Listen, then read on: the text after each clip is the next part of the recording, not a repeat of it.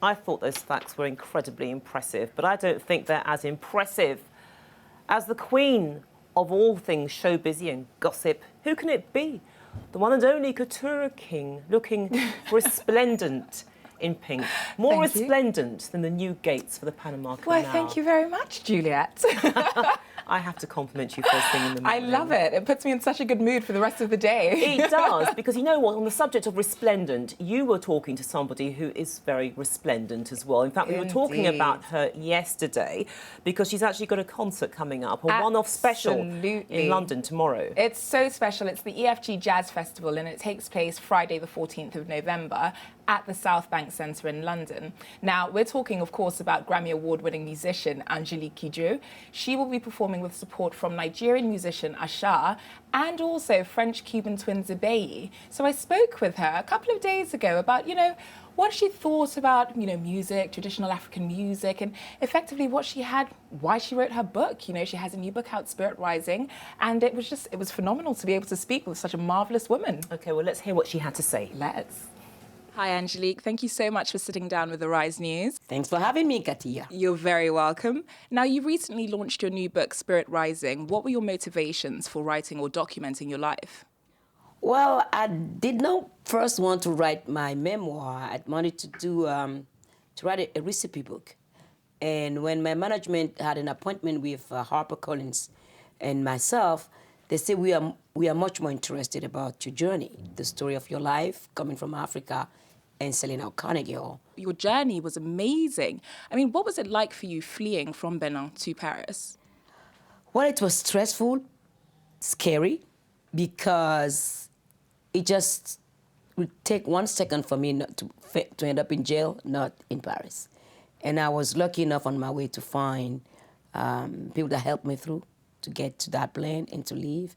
At that time, we didn't need visa to get to France, because if you start doing paperwork to ask for a visa, then you alert the military regime. So I just took the last plane, take my chance, crossing my finger, shaking, sweating, being scared in the plane until the plane took off. Well, it certainly worked out for you. Now, you mentioned military Africa. What do you think of the comparison between the military regime of the past, or communist Africa, and the democratic Africa of today? I mean, the difference is today, the multitude of newspaper, the freedom of speech that we didn't have when the military was there. Today in my country, how many newspapers you can read a day? And that is something that people now will never go back and give away. And it's important that we tell our own story, not for us to go find the news in the French newspaper or the British newspaper about ourselves. So that, for me, is a very big step. Absolutely. And, you know, we were talking about the representation of Africa, of course, with the abduction of the Chibok girls and their imminent release, and then, you know, them not getting released. The forefront of the world's mind is on, you know, the children of Africa. Now, you, of course, do a lot of work with African children via UNICEF. Tell us about the workshops that you attended for displaced children. Well, the image of Africa in the Western world is negative because it makes a business. About the girl in Chibok, what was the reaction of the government of Nigeria toward those girls? Why did it take so long? With 6 months and those girls never come back. And you and I here, sitting here, know that they're not going to come back. But even if they come back, how are we prepared to welcome them? They're going to come back transformed. They're going to come back with a lot of trauma. Are we ready for it? Are we prepared for it? The stigma of their coming back, are we prepared for it? So talk is cheap. Action is expensive. We can talk about every ill that comes from Africa. If us, African, we don't have a solution for our ills, we are not proactive, preventive in those things to happen, and we always turn to the West to find the solution for us. It's about time our leaders start thinking differently of the image that they give of us citizens around the world, in their country and outside their country. Everybody see them as beggars. We don't believe in them anymore. Why? Because they don't stand up for us. So it's about us as civil society to start telling those leaders, we will support you if you come on board and tell a different narrative with us. Not only telling it, but doing it. Now, in Sudan, you went to the women's refugee camp, and a woman said to you, when you're telling our stories, make sure that you highlight us as strong, complete women, just like yourself, who are, fighting their own struggles. And I think that's fantastic. It's such a poignant quote. Would you consider yourself a feminist? Well, I consider myself a human being before being a woman even. And that trip that I took has transformed, my sleep. A lot of things have changed at that time. Because the horror story, the stuff they told me, is just like crazy.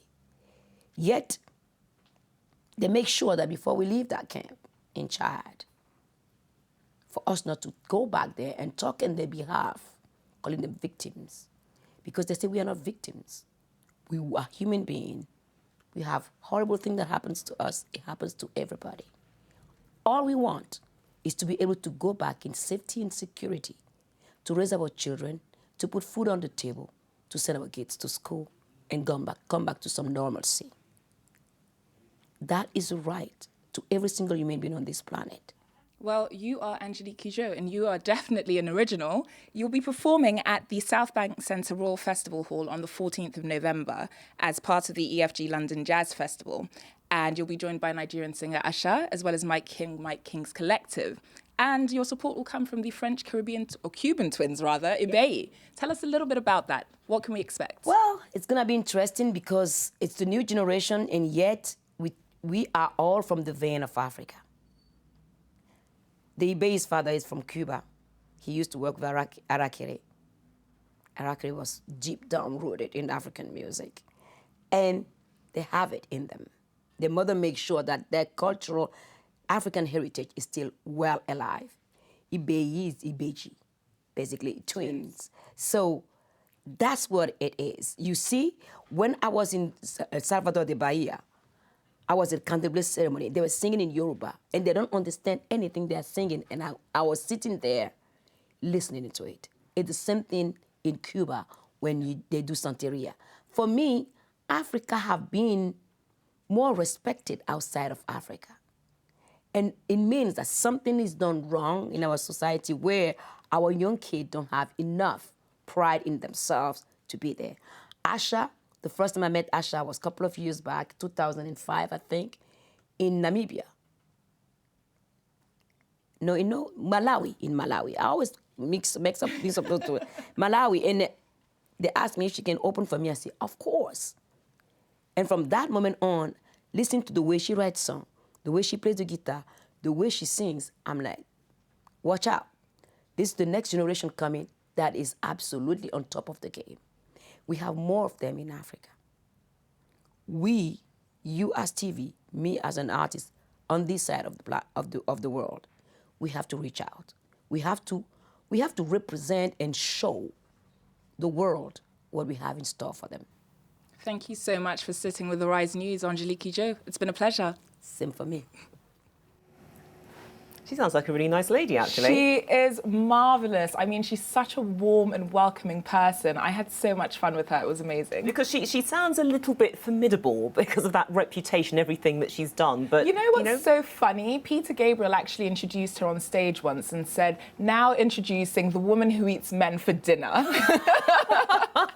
We couldn't possibly comment about something like that. She just has such a big personality. I mean, she's so much fun to be with and around. That's excellent. I mean, you obviously enjoyed being in her company, and she talked about the show that she's doing on Friday. Absolutely, at the South Bank Centre. At the South Bank Centre.